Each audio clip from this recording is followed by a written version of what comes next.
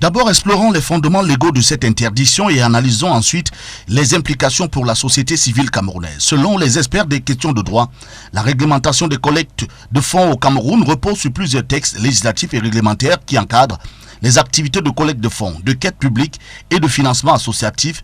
Les principales bases juridiques incluent la loi numéro 90/053 du 19 décembre 1990 relative à la liberté d'association.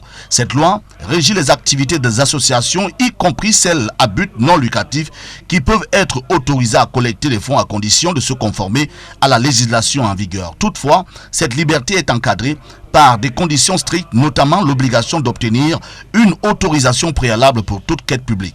L'arrêté numéro 001/A/MINAD/DAP du 17 février 1998 portant réglementation des quêtes et collectes de fonds. Toutefois, les décisions d'Atangandi ont un impact direct sur les initiatives citoyennes et humanitaires, souvent contraintes de se conformer à des procédures administratives lourdes et dissuasives.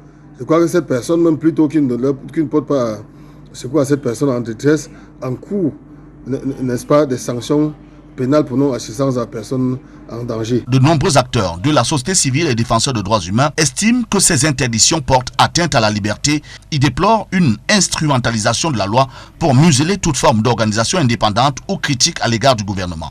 Il serait inhumain pour quelque autorité que ce soit de venir prétendre que vous portez secours à une personne menacée par la catastrophe, à une personne en vulnérabilité. Il faudra s'en tenir à quelque loi que ce soit. Ces restrictions affectent particulièrement les campagnes de solidarité, comme celles destinées à soutenir les populations victimes de catastrophes naturelles qui peinent à réunir les fonds nécessaires en raison des interdictions imposées.